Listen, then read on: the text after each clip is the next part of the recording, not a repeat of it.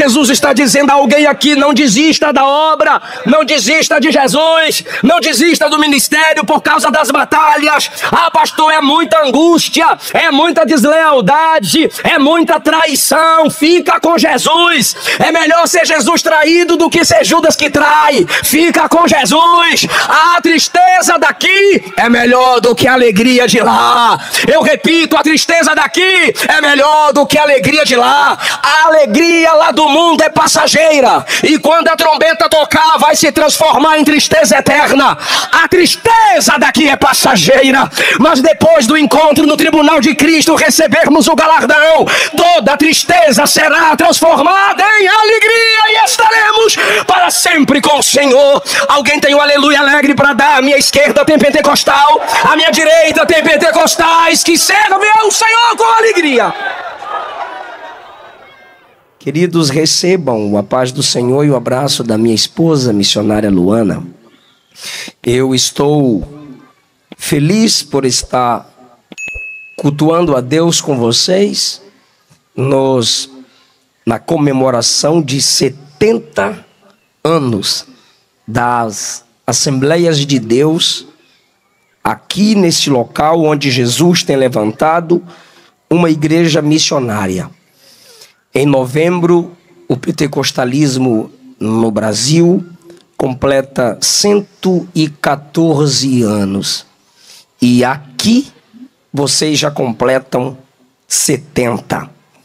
E eu estive meditando nesse texto e orando a Deus, pedindo iluminação do Espírito Santo para falar-lhes sobre este salmo e as características do verdadeiro pentecostalismo. Aqui temos pastores que o que eu tenho de vida, eles têm de ministério e de pregação. As jovens e adolescentes aqui, que talvez tenham pouco conhecimento do verdadeiro pentecostalismo, e o que esses homens já viram e ultimamente têm visto, gera neles um misto de emoção. Ao mesmo tempo em que se alegram ao perceberem que a obra de Jesus continua crescendo, eles também podem se entristecer quando se lembram do tipo de pregador que já ouviram, canções bíblicas e verdadeiramente pentecostais que já cantaram e escutaram.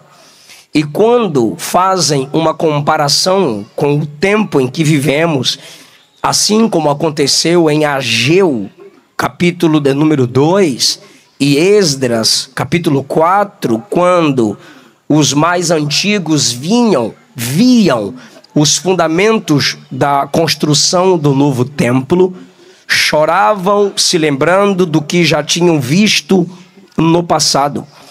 E quando esses se entristecem diante de Deus ou até expressam a sua tristeza, alguns mais novos que fazem parte da geração da qual eu também faço podem não compreender por que tanta tristeza, por que esse perfil de mensagem, por que querer resgatar uma história para essa nova geração.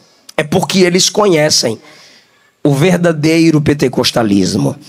E em honra ao que Deus tem feito com esta igreja, nesta cidade, eu quero, a partir do Salmo 100, lembrar aos que já se esqueceram e despertar a memória dos que estão deixando passar as verdadeiras experiências, as verdadeiras características pentecostais e ensinar você que é mais novo do que eu ou você que tem a mesma idade que eu sobre algumas características no Salmo 100 que fazem parte do verdadeiro pentecostalismo. Este salmo é um convite missionário profético. Repito, o Salmo 100 é um convite missionário profético. É um convite para que o povo de Deus o adore, é missionário, pois ele diz que o louvor será entoado ao Senhor por todos os habitantes da terra, no versículo de número 1. E ele diz que apenas os que fazem parte do rebanho de Jesus, no verso 3, é que pode obedecer o verso 1 de celebrar ao Senhor com júbilo. Se os habitantes da terra vão cantar ao Senhor com júbilo, temos aqui então a igreja exercendo o seu papel missionário, pois há muitas nações que ainda não conhecem o Senhor. Só através da igreja é que elas conhecerão. Mas também o Salmo diz que os habitantes da terra devem cantar. Como cantarão aquele que eles não conhecem? Mas um dia todos conhecerão. E isso é profético, isso é escatológico, faz parte do estudo das últimas coisas. Dito isso, que estamos diante de um salmo que é um convite profético missionário. O que ele tem a ver com o pentecostalismo? Tudo.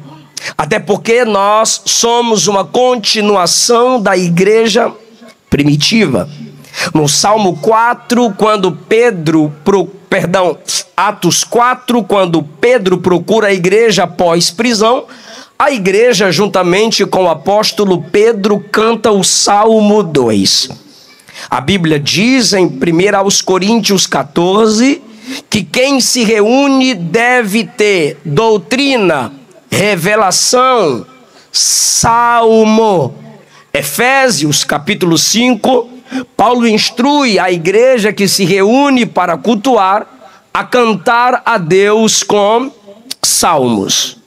E nesta comemoração de 70 anos, vocês se alegram diante de Deus com o Salmo 100. Gratidão pelo que Jesus fez até aqui e continuará fazendo. Se nós somos pentecostais bíblicos, nós sabemos que os salmos foram inspirados por Deus. Estes salmos possuem desejos missionários. Nestes salmos há profecias. Nesses salmos, os atributos de Deus são apresentados diante da humanidade. Na Bíblia, nós temos alguns tipos de livros. Nós temos os livros históricos, onde Deus fala acerca do homem.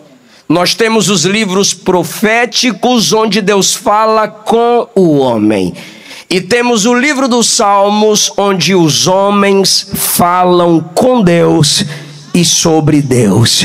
O que esse salmo tem a ver com o pentecostalismo está no verso 1. Celebrai ao Senhor com júbilo. Qualquer cantor que pentecostal é e vai cantar a Deus conosco, vai exortar-nos a levantar as mãos e glorificar ao Senhor. As canções que mais de 1000 vozes entoaram ao Senhor estavam sempre dizendo que o Senhor é grandioso, glorioso e digno de ser adorado. No pentecostalismo é inadmissível fazermos parte de uma reunião pentecostal e não despertarmos uns aos outros para louvor e glória do precioso nome de Jesus. É impossível ler o Salmo 100 e não se lembrar de nossas reuniões pentecostais. Celebrai ao Senhor com júbilo. E o que é o júbilo? Se não gritar em alta voz. E quem é o povo reconhecido e identificado como aquele povo que quando vai cantar, quando vai cultuar ou quando vai pregar, é o povo do grito? Em 1901, quando o pentecostalismo começa a se desenvolver na Rua Azusa, com William Seymour, um jornal de Los Angeles colocou na capa: povo barulhento que mistura brancos e negros. Pois o pentecostalismo destruiu nos cultos a segregação.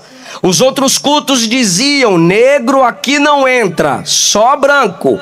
O William Seymour, que era negro, não podia entrar na escola de Parham para estudar, ficava na sala, do lado de fora da sala, engraxando o sapato e escutando as doutrinas. Reunia os amigos e começava a pregar sobre o pentecostalismo. O fogo se alastrou, as pessoas começaram a vir para a reunião e eles oravam em alta voz, eles cantavam em alta voz. E qual é o povo que canta aquela canção escatológica? Que depois do arrebatamento da igreja tem uma pergunta que os ímpios vão fazer: onde está aquele povo barulhento? Onde está que não se vê nenhum irmão? Eu sei que os ímpios têm seus motivos para gritar, tem seu time de futebol, tem suas vitórias políticas, não sei quais são os seus motivos de gritos, mas o povo pentecostal é um povo salvo pela cruz, é um povo cheio do Espírito Santo, é um povo que prega Jesus Cristo é o mesmo ontem, hoje e eternamente. É o povo que não está nem aí para a doutrina antibíblica do cessacionismo. É o povo que diz: Jesus curou ontem, cura hoje e vai continuar curando amanhã. Eu estou pregando para um povo que ainda dá glória a Deus alto, independente da idade. Celebrai ao Senhor com júbilo. Em Lucas 17, 10 leprosos foram curados, mas vendo que tinha sido curado, voltou publicamente dando glória a Deus em alta voz no meio da rua. Se já tivesse o pentecostalismo, com certeza ele seria identificado como pentecostal, porque tem gente que diz: na minha igreja eu dou glória a Deus por dentro. Tudo bem por dentro, mas deixa eu te dar um recado por dentro: é que a boca fala do que o coração está cheio, e no coração de um verdadeiro pentecostal há muitos motivos para altas glorificações. A Bíblia diz em Atos 2, que é o texto que os pentecostais muito se identifica, pois para nós o que aconteceu em Atos 2 ainda acontece. A Bíblia diz em Atos 2, cumprindo-se o dia de Pentecostes, estavam todos quem? Os 120 do capítulo 1, reunidos no mesmo lugar, de repente. Porque o verdadeiro pentecostalismo não coloca Deus numa algema de sua própria agenda. De repente. É quando a gente menos imagina. A gente só ora e ele trabalha quando ele quiser. De repente veio do céu um som. De repente veio do céu um som, como de um vento veemente, impetuoso, que encheu toda a casa em que estavam assentados, e foram vistas sobre eles línguas repartidas como que de fogo, que repousavam sobre cada um deles. Todos foram cheios do Espírito Santo e começaram a falar em outras línguas, conforme o Espírito lhes concedia que falassem. Aquelas novas línguas nunca foram por eles estudadas, o Espírito lhes capacitou a falar. E Atos 2 diz que a voz do cenáculo corria e as multidões se aproximavam. Um olhou para o outro e disse: eles estão falando na língua da minha nação. O outro disse: não, está falando na língua da minha nação. Alguém disse: o que é que eles estão falando nas línguas dos outros? E o texto diz que eles falavam das grandezas de Deus. Em alta voz, no cenáculo, a igreja falava das grandezas de Deus.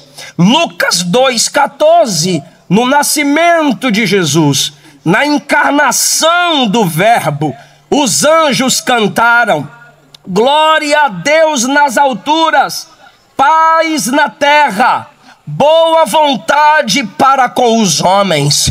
O Novo Testamento se inicia com cânticos de júbilo. E como é que ele termina? Apocalipse, o último livro do Novo Testamento, capítulo 19, a partir do versículo 1 diz: depois destas coisas, ouvi no céu uma grande voz de uma grande multidão que dizia: aleluia, a salvação, a glória, a honra, o poder pertencem somente ao Senhor nosso Deus. No verso 6, João diz: eu ouvi como que uma voz de grande multidão, e como que voz de muitas águas, e com voz de grandes trovões, que dizia: aleluia, o Todo-Poderoso reina. Regozijemo-nos, alegremo-nos e demos-lhe glória, pois vindas são as bodas do Cordeiro e a noiva já está preparada. Oh, glória a Deus! Cantai ao Senhor, celebrai ao Senhor com júbilo. Segundo lugar, o Salmo 100 é um salmo de características pentecostais por causa do verso 2. Servi ao Senhor com alegria. Servi ao Senhor com alegria. Patrões, empresários, que tipo de empregados vocês desejam ter? Entristecidos, semblantes fechados ou gente alegre? Não, pastor, eu quero gente alegre para representar meu trabalho, para representar a minha empresa. Somos servos de um Senhor feliz. Já foi dito aqui sobre Caim em Gênesis 4. Caim estava no culto, se compara com o irmão Abel e o semblante caiu. Quando Jeová vem a Caim, a primeira pergunta é: por que tu tá de cara triste? Por que na hora do culto tu deixou seu semblante cair, rapaz? O meu Deus é um Deus feliz. 1 Timóteo 1,11, Paulo disse que o nosso Deus é bendito. Sofonias 3,17 diz que o nosso Deus é bendito. Deuteronômio 39, Moisés diz que nosso Deus é bendito. Isaías 62 e 65, Isaías diz que o nosso Deus é bendito. E Jeremias 32, 41 diz que o nosso Deus é bendito. E o autor pentecostal Maem Pirma diz que um dos significados de bendito, referindo a Deus, é aquele que possui alegria e felicidade sobrenatural. Esses textos estão dizendo que o nosso Deus é feliz, é alegre. Sendo o nosso Deus alegre, um Deus feliz, deseja ter adoradores felizes. E a alegria divina é um tônico espiritual para os que servem a Deus. Neemias 8:10. A alegria do Senhor é a nossa força. Romanos capítulo 12, a partir do versículo 11, olha o que Paulo escreveu: não sejais vagarosos no cuidado.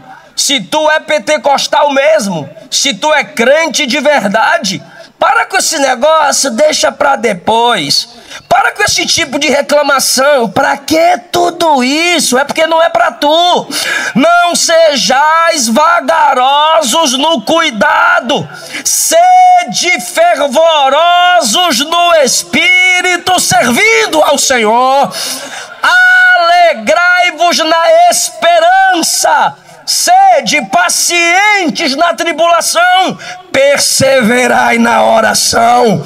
Jesus não quer servos murmuradores. Se você está servindo, está trabalhando, mas toda hora reclama, toda hora se compara, toda hora pergunta por que ninguém faz, por que ninguém ajuda, dê uma pause, vá refletir sobre seu chamado, vá refletir sobre ministério, senta, entra no seu quarto, vai para a caverna, se recolha como águia, porque um Deus feliz quer servos felizes. Um Deus alegre quer servos alegres. Eu provo na Bíblia. Lucas capítulo 15, o pastor achou a ovelha, e quando encontrou a ovelha, Jesus disse: colocou no ombro, feliz.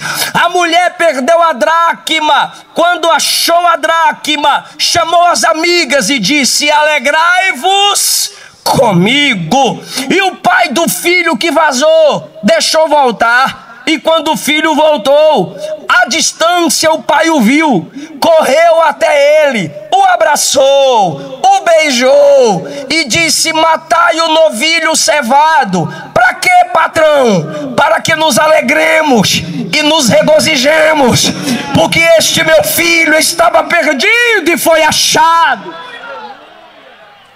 Estava morto e reviveu. Meu Deus do céu, eu não dou conta. Se eu estiver numa igreja reformada, eu fico de boa. Protocolo não se muda, se adapta. Se eu estou pregando numa igreja batista, tudo bem. Mas se eu estou num culto pentecostal, chega na hora do apelo, a pessoa vai vir aceitar Jesus. Crente de cara fechada, crente mascando chiclete, crente postando fotinha com linguinha pra fora. Olha pro texto. O pai se alegra quando o filho volta. A mulher da dracma se alegra quando é encontrada. O pastor se alegra quando acha a ovelha. E deixa eu lhe dizer algo. Às vezes a gente pensa que é só os anjos que se alegram, mas não é, não é, não é. Lucas 15, 7, Jesus disse: haverá alegria no céu por um pecador que se arrepende, mais do que por 99 justos que não necessitam de arrependimento. Como que tu é pentecostal e reconhece que Jesus te salvou pela graça e não consegue vibrar, jubilar, se alegrar quando alguém confessa Cristo como único Senhor e Salvador? Se o próprio Jesus disse que o céu se alegra. Pastor, mas é só o céu? Não. Versículo 10, e o contexto explica: assim vos digo, a alegria diante dos anjos de Deus por um pecador que se arrepende. Eu vou repetir porque eu quero toda a igreja aqui na arquibancada e púlpito, se possível, repetir. A alegria diante dos anjos de Deus. No 3 vocês falam: a alegria diante dos anjos de Deus. 3. Dos anjos de Deus. Aí eu pergunto para quem está ligado: quem é que está diante dos anjos? Olha o texto, ó, pegou. A alegria diante dos anjos, não é alegria nos anjos. A alegria dos anjos está no versículo 7, mas no versículo 10 é alegria diante dos anjos. Quem é que está diante dos anjos senão o próprio Deus, assentado no trono de glória? Eu estou lhe dizendo que no dia que tu se entregou para Ele, no dia que tu voltou para Ele, sabe quem vibrou no trono? Sabe quem se alegrou no trono?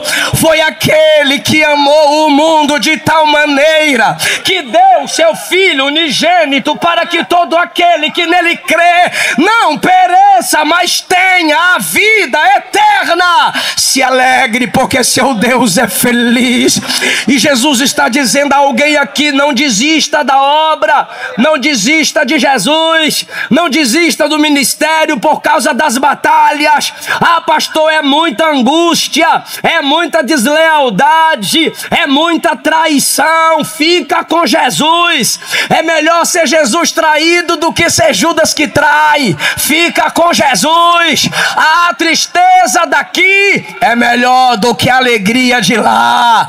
Eu repito, a tristeza daqui é melhor do que a alegria de lá. A alegria lá do mundo é passageira, e quando a trombeta tocar, vai se transformar em tristeza eterna. A tristeza daqui é passageira, mas depois do encontro no tribunal de Cristo, recebermos o galardão, toda a tristeza será transformada em alegria e estaremos para sempre com o Senhor. Alguém tem um aleluia alegre para dar? A minha esquerda tem pentecostal, a minha direita tem pentecostais que servem ao Senhor com alegria.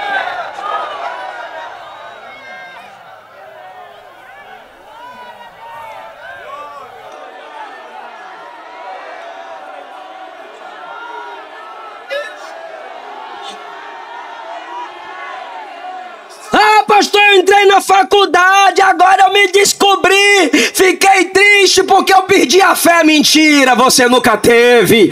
Ah, pastor, eu tô abatido porque ninguém veio visitar eu. João estava preso e Jesus não foi visitar João, e ele ainda continua sendo uma voz, um profeta. Jesus está dizendo a alguém: amadureça, cresça, pentecostal. Igreja não é berçário, Jesus não é babá e você não é bebê.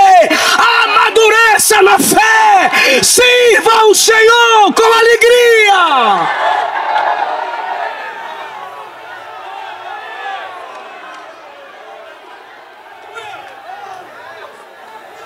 Pastor, mas eu estou cansado. Os que esperam no Senhor renovarão as suas forças, subirão com asas como de águia. Ah, pastor, mas eu estou me sentindo frio. É, irmão, agora está um debate. Não tem como ter avivamento. E eu pergunto por quê? Porque nós estamos nos últimos tempos, e o que a Bíblia diz sobre os últimos dias é só frieza, frieza, frieza. Concordo? Jesus disse em Mateus 24: por se multiplicar a iniquidade, o amor de muitos se esfriará. Paulo disse que nos últimos dias teríamos tempos trabalhosos. João escreveu que nos últimos dias teríamos anticristos, no plural, no meio de nós. Então pronto, pastor, estamos nos últimos tempos. É só frieza, frieza, frieza. Crente frio é cumprimento da palavra, mas não é só isso que a palavra diz. Joel 2 e Atos 2: e acontecerá que nos últimos dias derramarei do meu espírito sobre toda a carne, ou seja, todas as classes, homens e mulheres, formados e analfabetos, adultos e crianças. Vossos filhos profetizarão, vossos jovens terão visões e vossos velhos sonharão. Jesus não aposenta crente. Jesus não aposenta crente. O que é que o diabo faz? Usa quando está fraco, quebrado, joga fora. Jesus não. Usa, e quando está quebrado, ele renova e enche de novo. A glória da última casa será maior do que a primeira. Eu creio no que eu estou pregando aqui. Celebrai ao Senhor com júbilo. A gente dá glória a Deus alto, a gente canta alto, e os incomodados que se mudem. Cultuai, servir ao Senhor com alegria. O nosso serviço é sempre com alegria. Sabei que o Senhor é Deus. Sabei que o Senhor é Deus. Está me preocupando a cristologia de algumas igrejas que tem se disseminado na internet. E como muitos crentes já não querem ler Bíblia, fica viciado só em corte de TikTok, podcast, Instagram e Facebook, YouTube, fica aí colocando em xeque a sua cristologia. A gente precisa ter cuidado. Sabei que o Senhor é Deus. Primeiro, o Salmo está dizendo que o nosso Deus é Senhor, presente em todo lugar.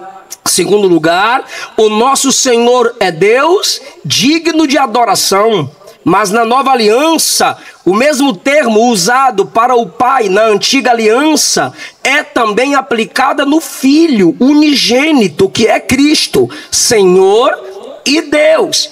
E por causa da disseminação das falsas teologias nas redes sociais, repito, nossa cristologia tem sido atacada.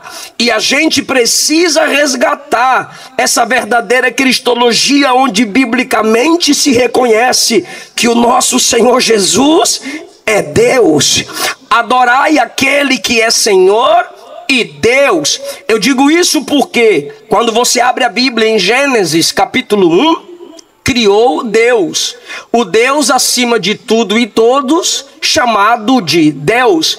Quando você chega em Gênesis 2, que é onde o Deus transcendente se torna imanente, ele desce, forma o jardim, forma o ambiente, para depois formar o homem e colocar dentro do jardim. Perceba que agora ele é chamado de Senhor Deus. Gênesis 1, Deus. Gênesis 2, Senhor Deus. Mas quando você chega no capítulo 3, tem o diálogo da serpente com a irmã Eva. E no diálogo da serpente com Eva, se tem o termo Deus, mas se anula a palavra Senhor. Pois a proposta da serpente é fazer de Adão um senhor. É tu que vai mandar agora, pois tu se assemelhará a Deus. Subindo você ao nível de Deus, ele deixa de ser senhor e você deixa de ser servo.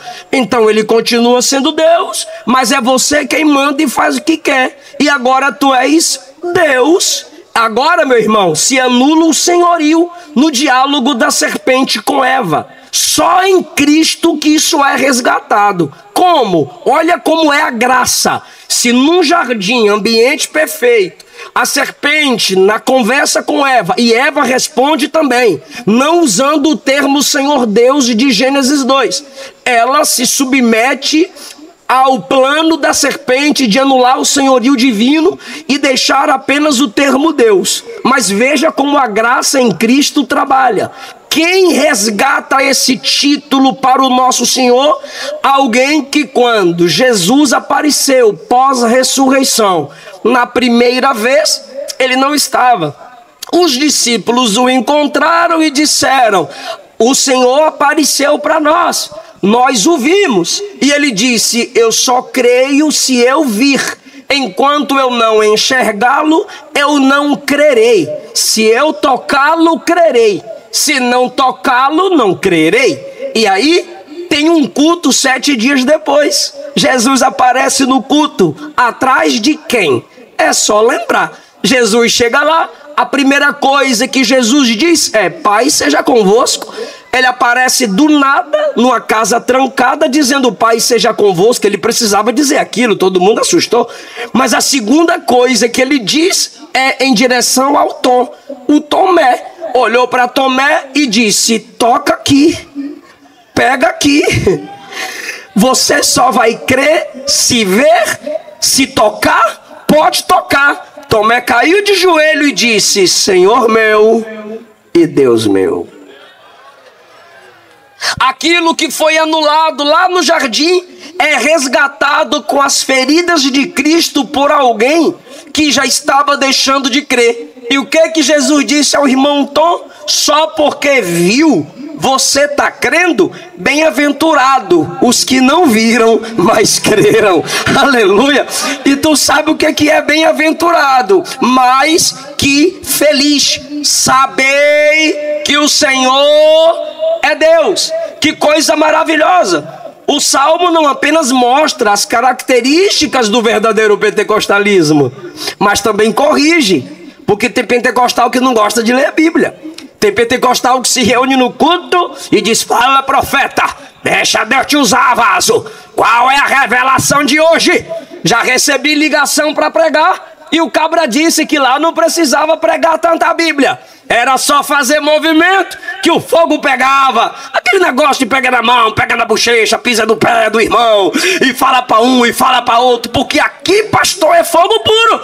E eu tive que perguntar: meu irmão, que fogo é esse? Pois a Bíblia diz que é a palavra que despede labaredas de fogo. Sim, o Salmo 100 também nos corrige: sabei que o Senhor é Deus. Você precisa estudar, sim, teologia, tratado sobre Deus, doutrina sobre o ser de Deus. O Senhor é Deus. Se submeta às Escrituras e conheça o seu Deus. Agora olha que coisa linda. O Salmo 100 nos corrige: servi ao Senhor com alegria, apresentai-vos a Ele com cântico. Ele está dizendo: equilibre a música bonita com serviço feliz. O pentecostalismo precisa desse equilíbrio. Tem gente que canta muito, mas não serve. Tem gente que dá muito glória a Deus alto, mas não trabalha, só dá trabalho. E quando some e ninguém sente falta, vai para o Facebook murmurar, porque ninguém sentiu sua falta. Mas é claro que ninguém vai sentir sua falta. Você não faz nada. Quem não faz nada só dá trabalho. E quando some, gera um alívio para a igreja local, porque é um crente que só suga. Ah, meu irmão, estamos empolgados com muita aparência, mas o texto está dizendo: cante, mas sirva, porque nem só de dó ré mi vive a adoração. Jesus está em busca de servos. Nossas igrejas estão precisando de servos. Eu, como pregador, sei que tem muita gente aí que prega, tá escutando, não sei se tá fazendo live. Aí se tiver alguém na live escutando, me escute, porque meu pastor me corrigiu e eu não vou guardar o puxão de orelha só para mim. Vou passar para vocês que a gente apanha junto.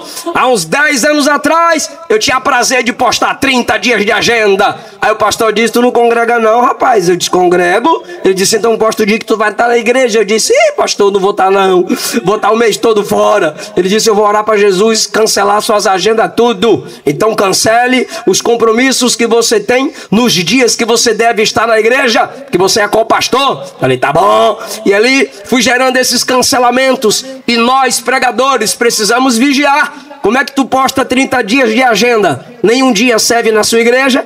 Como é que tu posta 30 dias de agenda sem cear? Como que se você não ceia, você não tem comunhão com o corpo de Cristo? Sem cear, você não tem comunhão com Cristo. Se não tem comunhão com o corpo, como que você pode servir a um corpo que com ele você não tem comunhão? Você é um corpo estranho nessa igreja. Tu está sendo um instrumento de Satanás onde você for. Se você não é uma bênção na sua igreja local, não adianta você ser uma bênção para o mundo se você não é uma bênção servindo a sua igreja local. Onde você ceia, onde você congrega.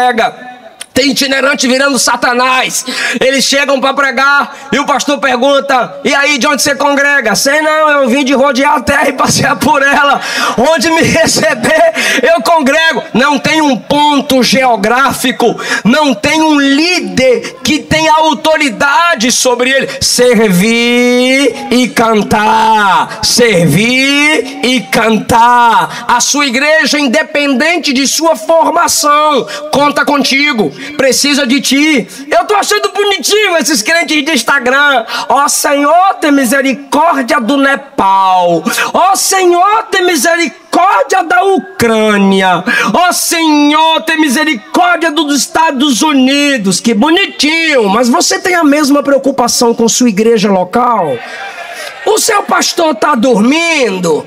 Como estão os compromissos de sua igreja local? Crente de Instagram, net crente, web crente, amadurece. Gálatas capítulo 6. Fazei o bem a todos, mas principalmente os domésticos da fé. Alguém está entendendo essa palavra? Servir ao Senhor com alegria. Equilibre o cântico de aleluia, o ensaio para cantar bem bonitinho. Equilibre esse cântico que vem com profissionalismo, vem com a arte musical, com o serviço local. Em último lugar, o Salmo 100 tem nele as características do pentecostalismo, pois o texto diz: todos os moradores da terra. Aí eu pergunto: como que no contexto cultural apenas Israel?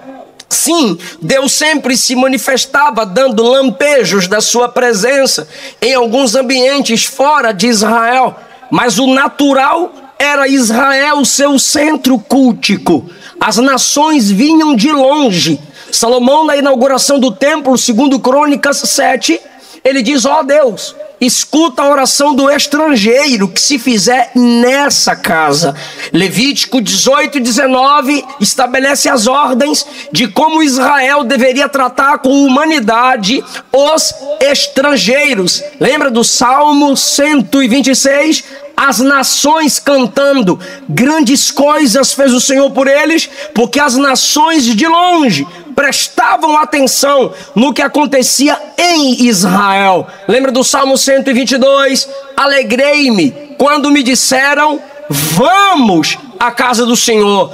As nações vindo. No Salmo 100, o salmista profeta diz: toda a terra louve ao Senhor. Então ele via as nações da terra representadas pelos gentios, como em 1 Reis 10, a rainha de Sabá vem visitar Salomão e conhece o Deus de Salomão.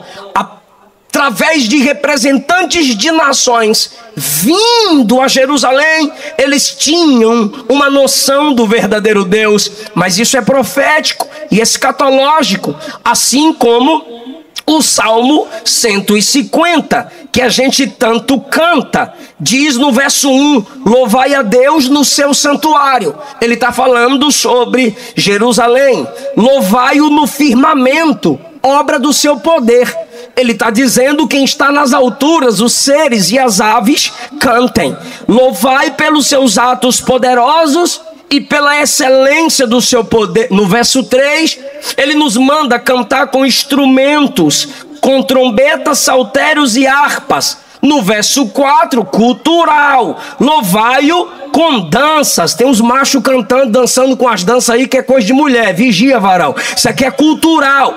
Cantai e louvai com tamborins. Louvai-o com instrumentos de cordas e com flautas. Se exige beleza no cântico ao Senhor. Louvai-o com símbolos sonoros e retumbantes, instrumentos de som com alcance menor e de alcance maior. Aí diz o verso 6: todo ser que respira, louve ao Senhor. A gente pega esse verso, todo ser que respira, louve ao Senhor. Quem está me entendendo? E aí a gente se empolga quando ímpios, nos seus shows, cantou lá sobre prostituição, cantou um monte de miserabilidade, destruição de família, traição, droga, cachaçada, violência. Aí do nada, bora dar 5 minutinhos aqui para Jesus. Aí para o show e começam a cantar uma musiquinha gospel. E aí, o que me entristece é que os crentes pega esse corte, não sei se estava assistindo, aí faz uma gravação de tela, pega o corte, vai lá no seu Instagram e põe fulano de tal adorando Jesus. Tá certo isso, irmão? Um show de 3, 4 horas cantando para Satanás. Aí em 2 minutos lembra de uma musiquinha gospel para ter o like desses falsos crentes que se dizem crentes, mas não são. Tu diz que tá adorando. Aí eu falo algo como isso aqui: se tiver na live, pode procurar o comentário, já vai ter net crente aí. Mas tá escrito, pastor, todo ser que respira louve ao Senhor. Pois é, mas esse é um salmo escatológico e profético. Por quê? Ímpio não adora. Adoração é coisa de crente. Mas pastor, está escrito: celebrai todos os moradores da terra. Ok, mas o verso 3 está assim, ó: somos seu povo e ovelhas do seu pasto. Só pode adorar de verdade quem é ovelha de Jesus. Ímpio pode cantar, mas só crente adora. A Bíblia diz: fica bem ao servo do Senhor louvar. Aqueles que o temem o louvam. Em João 4, Jesus disse que a adoração é em espírito e em verdade. Por que a adoração é em espírito? Porque ela resulta da ação do Espírito no espírito do crente. E por que em verdade? Porque é baseada nas Escrituras sagradas. Ímpio não tem a ação do Espírito no seu espírito. Ímpio não tem a palavra guardada no coração. Logo, ímpio não adora. E o pior é quando esses que nos seus shows cantava 3 minutos para Jesus morre, tu faz uma montagem do defunto com a asinha e a auréola na cabeça indo para glória. Não vai não, irmão. Do jeito que morreu, vai ressuscitar no dia do juízo final para ser lançado no lago de fogo, se morreu sem Jesus. Depois da morte segue-se o juízo. Com o mesmo caráter que morreu, ressuscitará. Morte não santifica ninguém, não canoniza ninguém. Quem santifica é a pessoa do Espírito Santo. A cada dia que passa, matando nossa carne, enchendo-nos da palavra e tornando-nos semelhantes a Cristo. Agora, se o Salmo 150, verso 6 e o Salmo 100 diz que todo ser que respira vai louvar, isso é escatológico. E o Salmo 100 diz: todos os moradores da terra cantem, cantem. Olhe para mim que eu encerro, já fechei a Bíblia, então não adianta eu continuar pregando com Bíblia fechada. Agora imagine o céu olhando para os moradores da terra e dizendo: cantem ao Senhor. Aí eles: quem é esse Senhor? E como é que eu vou cantar nesse mesmo momento? Para quem o céu vai olhar?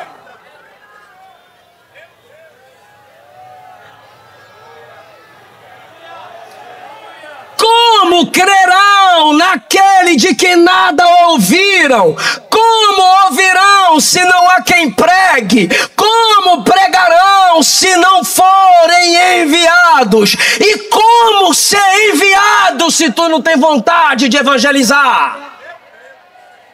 Quantos dentre nós, olha outra frasezinha bonitinha de Face: eu congrego longe de casa, porque as igrejas perto da minha casa estão longe da Bíblia. Então eu prefiro congregar longe de casa numa igreja perto da Bíblia do que congregar perto de casa numa igreja longe da Bíblia. Que bonitinho! Então você congrega longe de casa porque lá naquela igreja tem Bíblia. Sim, pastor, mas tu atravessa a rua para falar de Jesus pro vizinho?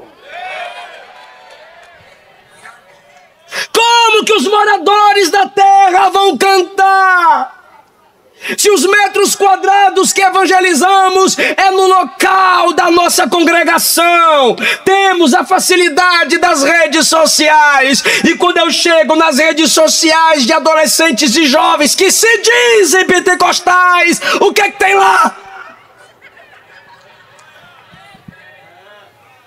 Quando através de uma postagem, no mesmo momento, você pode alcançar milhares e milhares de pessoas.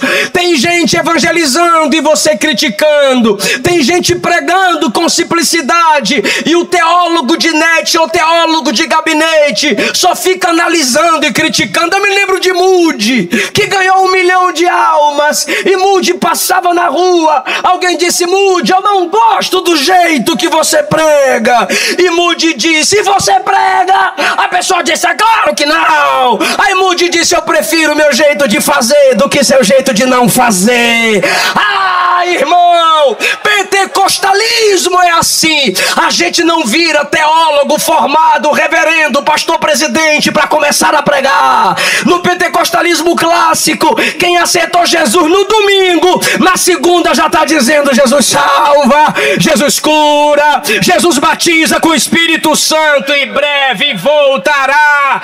Eu estou pregando a pentecostais, irmão, e no pentecostalismo, empoderamento do Espírito é para pregar. Empoderamento do Espírito é para evangelizar. Ele anula a timidez, ele arranca essa vergonha, ele tira essa necessidade de aplausos e aprovações. E se você tiver amor por Jesus, você vai ter amor por almas. Todos os moradores da terra um dia vão cantar. Por quê? Porque uma igreja missionária vai alcançar muitas nações. E eu pergunto, se você não puder responder, não responda, mas se puder e souber, responda: qual é o ramo do cristianismo que mais forma e envia missionários? Assembleia de Deus. Qual é o ramo do cristianismo que mais forma e envia missionários? Pentecostais. Pastor Augusto Nicodemos, presbiteriano, sensacionista, diferente de muito teólogo de net, disse: o pentecostalismo é o maior movimento missionário dos últimos tempos.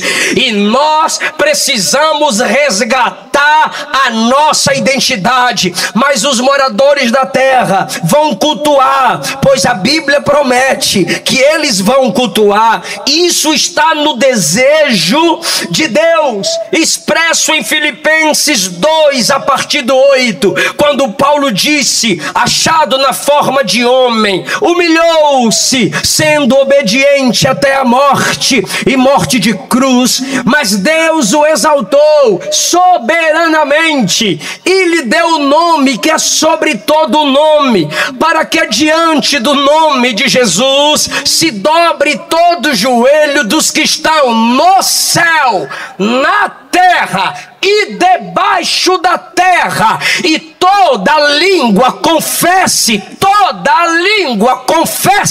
que Jesus Cristo é o Senhor, para a glória de Deus Pai.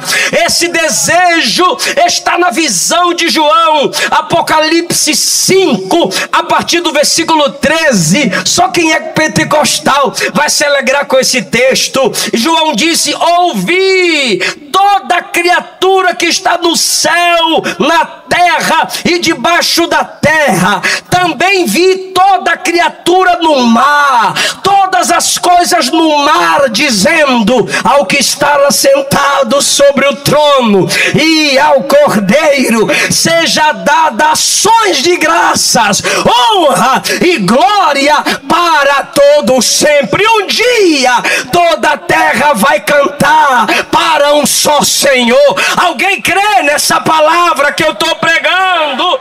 Esse desejo também está no canto dos anjos. Em Isaías capítulo 6, Isaías teve uma visão e ele registrou: no ano em que morreu o rei Uzias, eu vi o Senhor assentado sobre um alto e sublime trono. As abas de suas vestes enchiam o templo, a casa se encheu de fumaça, as colunas tremiam. Vi serafins que voavam ao redor dele, cada um tinha 6 asas, com 2 cobriam o rosto, com 2 cobriam os pés, e com 2 voavam e clamavam uns para os outros: Santo, Santo, Santo é o Senhor dos exércitos. Como é que eles terminam? Toda, para de graça, irmão, toda está cheia da sua glória. O que é que os anjos estavam vendo?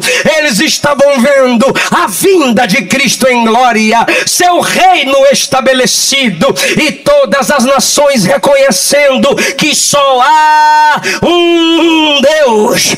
Eu não posso encerrar sem falar o que eu anotei para falar. Desculpa, não é para te ofender. Se você se sentir ofendido pela sua falsa teologia e falsa religião, mas esse salmo é para honrar o Senhor, e minha pregação é para honrar o Senhor, e os pentecostais e qualquer crente de qualquer igreja que estão aqui é para honrar o Senhor. Nós não adoramos Buda. Por quê? Porque ele não é Deus. Só o nosso Senhor é Deus. O budismo vê Jesus como um homem iluminado, mas não. Jesus disse: eu sou a luz do mundo. Nós não adoramos Miguel. Por quê? Porque Miguel não é Deus. O adventismo nivela Miguel e Jesus, afirmando que ambos são a mesma pessoa. Mas em Daniel 10:13 diz que Miguel é um dos primeiros. Jesus não é um dos primeiros. Ele disse a João: eu sou o primeiro e o último. Estive morto, mas eis que estou vivo pelos séculos dos séculos. Quem pode adorar o unigênito? Não tem ninguém como ele. Não adoramos Maria, porque Maria não é deusa. O catolicismo não nega a divindade de Jesus, mas eleva Maria a deusa e a intercessora. Ela mesmo disse, Lucas 1:31 e 48, sou serva, sou serva. Ela se chamou de serva, e Jesus é Deus que se fez servo, mas é Deus, sempre Deus. 1 Timóteo, só há um mediador entre Deus e os homens, Jesus Cristo. Jesus Cristo. Vou perguntar aos pentecostais, eu vou testar a sua cristologia. Jesus é Deus? Se ele é Deus, me dê um sinal de que ele é Deus. Ele é Deus. Aleluia, aleluia, aleluia, aleluia. Miguel é criatura, Jesus é criador, Maria é criatura. A Senhora merece respeito, mas só o Senhor merece adoração. Ele é digno de honra, de glória, de louvor. Ele é o Todo-Poderoso. Celebrai a Jesus, servi a Jesus, entrai diante dele com cânticos. Só quem é ovelha do pasto dele